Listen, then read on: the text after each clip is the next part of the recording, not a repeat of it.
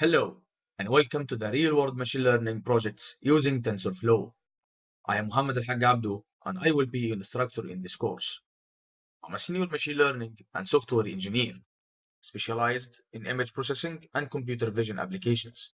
Recently, I'm in a Master's of Science in Electronics and Communication Engineering, where my research interests in simultaneous localization and mapping that builds 3D environments and localizing a robot in indoor and outdoor fields, a field involving computer vision, machine learning, and deep learning. I had designed and mentored different projects in different international competitions, such as remotely operated vehicles, minesweepers, quadcopters, and more. Let me give you a little overview of what we are going to do in our course. In section 1 is getting started with TensorFlow. In this section, we will preparing your environment, mentioning and installing the required packages, giving you the concepts and the first basic steps in TensorFlow. We're defining what's tensors, computational graphs, starting sessions, creating variables, also saving and restoring our results. In section 2, starting and creating our first examples using linear regression. We will using a dataset contains profits and populations from the cities to predict food profit in order to select which city will have the best profit. In section 3, you will implement linear regression with more complex problem. Suppose you are selling your house and you want to know what a good market price would be. One way to do this, collecting information on the recent houses sold, make a model of housing prices. The dataset contains a training set of housing prices with more than 10 features.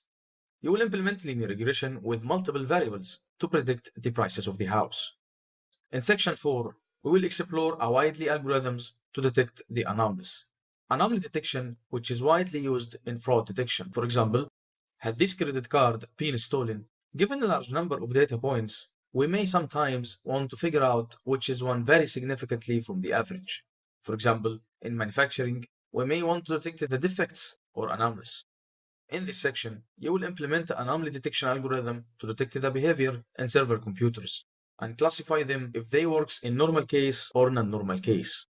In section 5, you will design and code the convolutional model architecture neural networks from scratch to build your traffic sign classifier. You will design each layer such as convolutional layer, pooling layer, fully connected layer, and more.